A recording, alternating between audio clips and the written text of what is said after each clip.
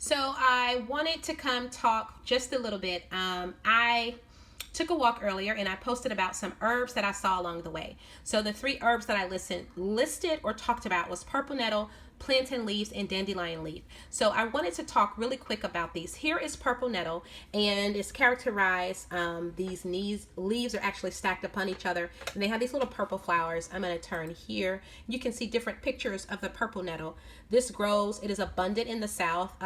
You may see bumblebees geared toward these, but these are extremely beneficial, especially right now because it's pollen season and people are suffering with allergies. So this is really good, and I just wanted to let you guys know about the purple nettle. It is extremely beneficial for your allergies. So what you would do is, if you saw some of this out in your yard, you would take the above ground pieces, so leaves and flowers. You don't have to worry about taking the root. You can actually leave the root there to keep growing. They will keep growing. You know, you cut your grass and they grow right back when they're in season. But you would just take them and you would dry the herbs. To dry the herbs, you really harvest them. You rinse them off and wash them and set them on like a towel to dry out so the water dries away. And after that, you would place them in a paper bag, and poke some holes in the paper bag and leave them somewhere to dry. You can do it fresh, but obviously once they're dry, they shrivel up and you get more herbs per teaspoon than from the dry than from the fresh. But just a teaspoon of dried herbs in a cup of water, per 8-ounce cup of water. You let it sit for about 10 minutes and drink this. This is really good. You can drink multiple cups throughout the day. Really good for your allergies. It is a mild diuretic, so it may make you use the bathroom and pee. It's not a laxative or anything like that, but it is a... Okay, hold on, baby.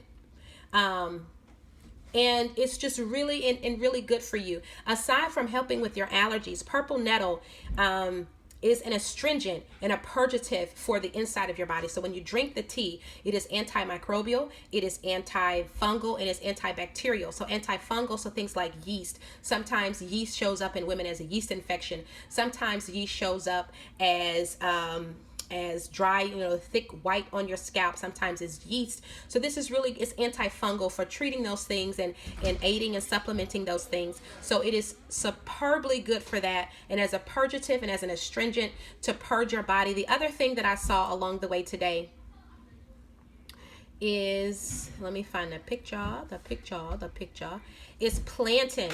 You will see this growing. Plantain. This is broadleaf, so this leaf is kind of broad and fat, and then you'll also see it as these skinny leaves. So plantain is extremely good for you. Hold on, Savannah. So it is okay, turn off the fan. It can be used on your skin, and purple nettle as well can be used. You can take the leaves in the summertime to cure a leaves skin irritations, eczema, insect bites. You can take them, chop them up, add a little water, make like a little poultice, and then soothe it onto the skin. It's very soothing to your skin. They both are good for eczema, but this one here is a diuretic. It is also antimicrobial. It is antifungal as well. Very good. This works a little better than the purple nettle when it comes to skin irritations, but it's also very good for you growing in your yard. And the last one that I talk about, and I did not pull a picture of, and let me pull a picture of, is the dandelion leaf. And we all grew up blowing dandelion leaf benefits. So dandelion leaves are good. You can find them in the store. Now you can actually find them growing in the store, but it is highly nutritious. All of these things right here, especially the plantain and any kind of dark leafy greens, are going to be full of vitamin K. So if you are on blood thinners, you may want to steer clear of these two, because these are dark leafy greens, and most dark leafy greens are chock full of vitamin K. So just a word of caution there. But plantain leaves are anti-inflammatory.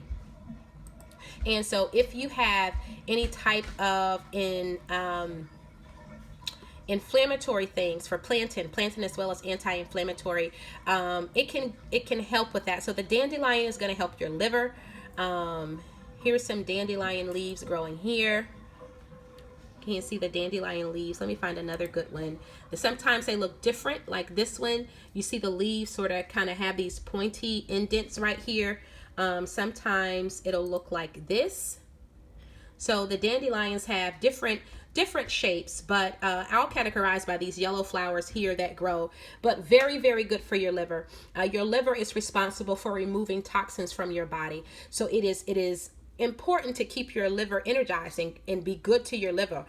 Sometimes we confuse, and the only thing that we think of in being good to your liver is not overindulging in alcohol. However, when you overindulge in sugar, it is just as hard on your liver, because those sugars produce alcohols, not the same alcohol that you drink, but alcohols in your system.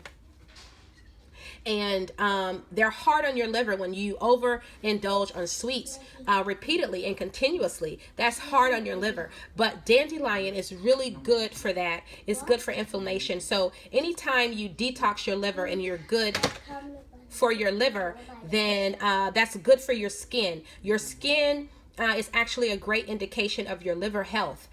So anytime you can energize your liver and be good to it and give it some support, it's going to glow. So dandelion can help balance your blood sugar. It can act as a diuretic. It can detox, and it is just good for you. These are things that are growing in your yard. So once again, especially for the allergy sufferers, we have purple nettle, we have plantain leaf, and here's another picture of the plantain leaf. And like I said, plantain can be the long skinny leaves, and dandelion. They are not weeds at all. They are not weeds. They are good for you. They have medicinal value, and they're probably growing in your yard, front or backyard, and they're free.